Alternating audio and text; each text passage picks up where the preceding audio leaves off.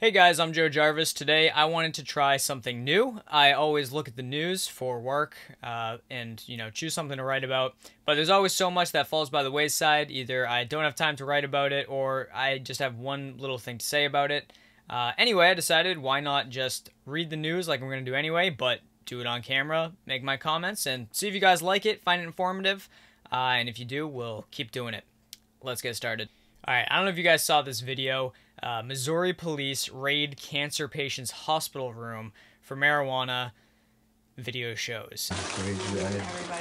Ray was yelling at everybody, but this is what when you have stage 4 pancreatic cancer. All my tribe mates, here they are. I had some capsules that had some THC oil in them. I took them outside on the parking lots. I can get a whole list of physicians that will tell you what he's using, manages his pain. These are all the people. This is Tim Roberts. His weight loss. This is Tim Roberts, but I am going to get arrested. They already told me I'm going to get arrested. If we find every single one of you would be using the same thing. Here we go, folks. Stage 4. If we find marijuana, we'll give you a citation. We're not taking you down to the county jail because we got a call. You don't think we would respond to calls? Who? So I can call on anybody? No. Listen. Let's let them look and do their job. And if you ain't got anything to hide, then I want to know why it's a big deal. We're just here because they called saying they smelled marijuana in the room. Okay. And we're trying to either yes, there's marijuana or there's no marijuana. And then if we find it, we'll cite it. We'll leave. We know the citation. I showed you inside the bag, and that's all. I'm not giving you the bag. We can just search it and not giving you the declare bag. that there's no marijuana in it. I'm not giving you the bag. There's a bag behind it that we need to look through. It is my bag of medication. I'm not letting them dig through it. We're just worried. It has my final. Marijuana. It has my final day things in there, and nobody's gonna dig in it. It's my stuff. To answer your question, though, it's my final hour stuff is in that bag, and that is my right to have my finals, and I'm not digging it out here in front of anybody.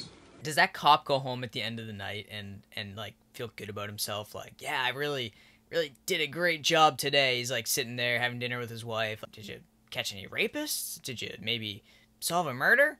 Well, no. I searched a dying cancer patient's bags for marijuana. Did you find any marijuana? No, didn't find any marijuana. All right. The crazy thing about this too is that it wasn't even, so it was just some like random accusation. So like somebody called the police and was like, yeah, this guy like smells like weed. So that was all the justification the cops needed to go in and search some guy's bags. That was probable cause. Like, are we at the point where we can just make an accusation against anybody? And it's like, yeah, well, your neighbor ratted you out for something, so we have probable cause to search you.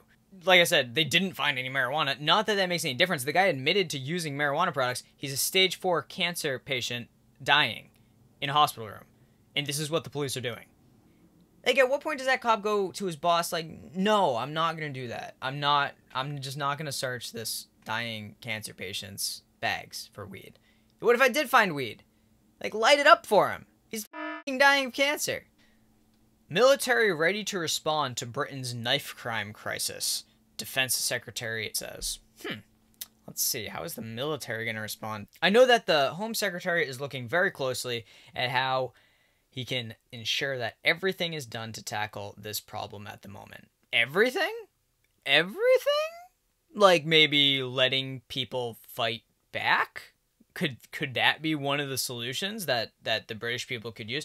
Let's see. I'm going to go ahead and check into this, and we're going to see what tools British people have available to them to fight back against this epidemic of knife crime. All right, so this is ask.the.police.uk, and it's your policing questions answered. Are there any legal self-defense products that I can buy? The only fully legal self-defense product at this moment is a rape alarm. These are not expensive. Well, it's a plus. There are other self-defense products which claim to be legal, like non-toxic sprays. However, we cannot confirm their legality or endorse them. If you purchase one, you must be aware that if you are stopped by the police and have it in your possession, there is always the possibility that you will be arrested and detained until the product, its contents, and legality can be verified. You must not get a product which is made or adapted to cause a person injury. Possession of such a product is against the law. There are products which squirt a relatively safe, brightly colored dye, as opposed to pepper spray. A properly designed product of this nature, used in this way as intended, should not be able to cause injury. However, if injury does occur, this may be assault. So, I'm sorry. So there's literally nothing legal that you can defend yourself with in Great Britain. And if you buy a dye to spray at somebody to try to ward them off, if it hurts them, that's assault. That's what Great Britain is concerned about, making sure that you don't assault a criminal that's coming at you with a knife or a bottle of acid. What? Like, how about the rape alarm? How do we know that's not assault? That's some eardrum damage? You know? Criminals have rights too, apparently. You don't have a right to not get stabbed, but, you know, you got to make sure the criminal doesn't get hurt while you're fighting back. Elizabeth Warren's new plan: break up Amazon, Google, and Facebook. Look, Facebook sucks. I mean, so does Google in a lot of ways. If we're so concerned about monopolies, what's the biggest monopoly in America? The United States government. Okay, why don't we break that up? You know what would happen if the United States government got broken up? Well, 50 state governments would immediately take control over anything necessary that the government was doing. It's really not that scary of a scenario. Not a single U.S. state would be the smallest country on earth by area, population, or GDP, gross domestic product, the size of its economy. What would happen if you broke up this big monopoly called the U.S. government and that power is more spread out among the states, is that you'd have some of that competition. Well, that's what they're saying. You know, nobody can compete with Facebook. Nobody can compete with Google. Nobody can compete with Amazon. So we're going to have the biggest monopoly of them all, break those up?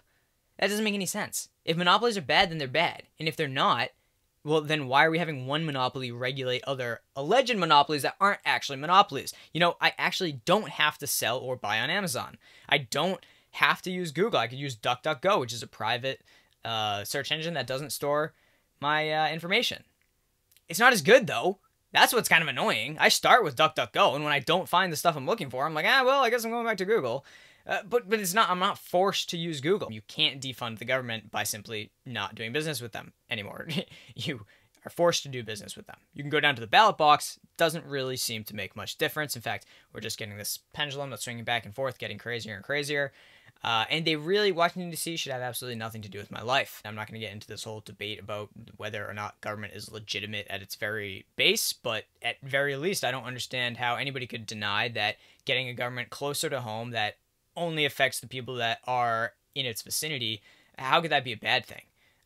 You know, why should Californians be dictated to by people from Alabama, and why should people in Florida be told what to do from people in Washington State? It doesn't make any sense. These people don't necessarily have anything in common. Bring government back more local. Then at least you have a choice. I can move over the border.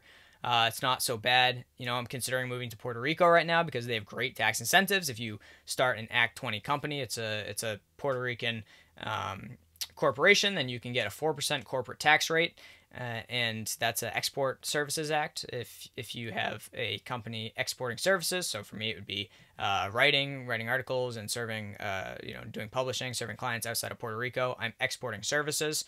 And then if you do Act 22, that is the act that allows you to collect Puerto Rican sourced investment income with zero dividend and capital gains tax. So you have a Act 20 corporation, you bring money in through that, pay 4%, and then you can pay yourself out a dividend using Act 22 with no additional taxes. So that's a pretty good deal. And that's kind of what I'm into these days, is finding these things that let you live life that you want to live without having to vote harder and go door-to-door knocking. I think a better use of your time is really just figuring out how, what exactly you need in your life to change, finding the loopholes, finding the way to do that. You know, I moved to Florida from Massachusetts, no income tax, and I can carry a gun now everywhere up until I reach New York and New Jersey, basically, and all the way west to Texas, because other states recognize the Florida firearms license, which, the Constitution really says that all states are supposed to give full credit to the documents from other states, meaning that if you have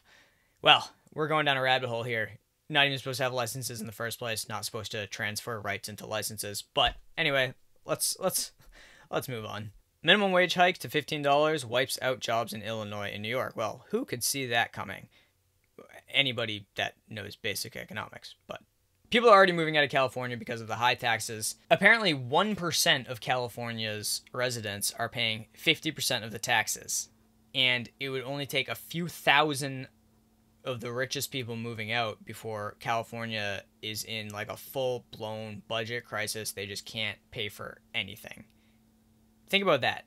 And they're still, you know, New Jersey's another one. New Jersey is talking about a millionaire tax. One guy moved out of New Jersey and brought over $100 million worth of tax revenue with him because he's a billionaire and his businesses were based there. And this is how New Jersey responds. They're like, oh, you know, that just means we need more taxes to make up for that. People can move. It's really easy to move from state to state. That's another reason why it would be great if we didn't have the federal government just overbearing on everything. You know, you could be like, no, I'm not going to deal with this stupid stuff. I'm going to go over to this state that which has better policies. You're voting with your feet. You're encouraging better policies. You're punishing bad policies. And then you actually have a voice in government. It's the exit, you know. You can't just have a voice. You need the exit ability as well. Can you move out of the United States?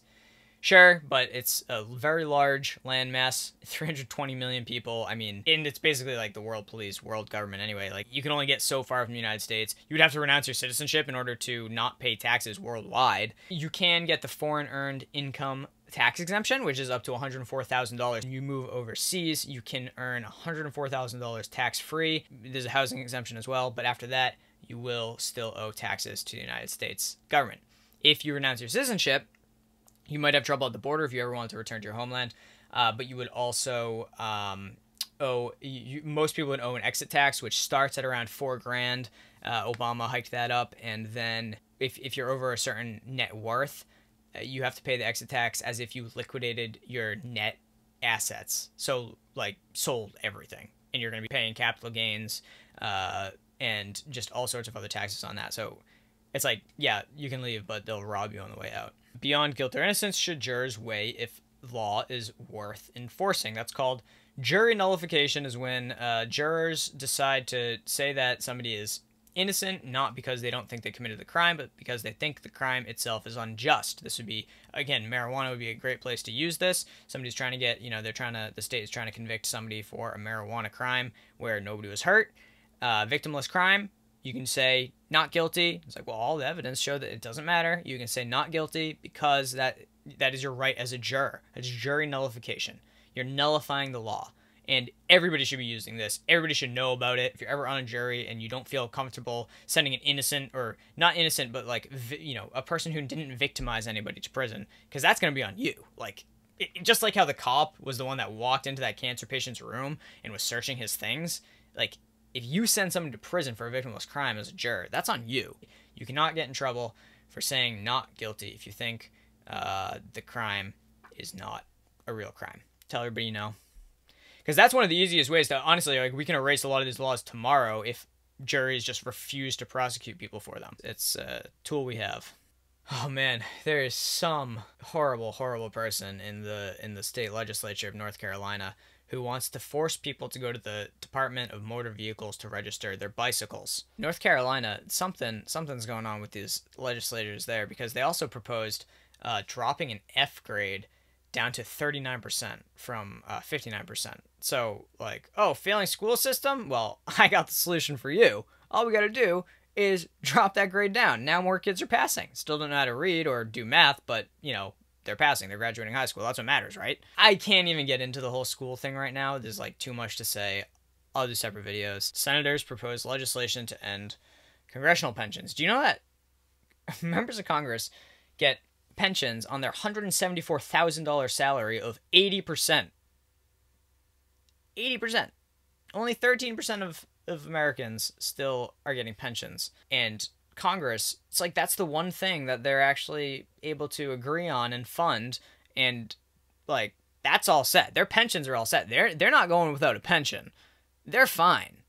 Now, Social Security is running out in 2034. That's according to the Social Security Administration. Again, not a conspiracy, not my numbers. The Social Security Administration is like, yeah, we actually deplete the fund in 2034.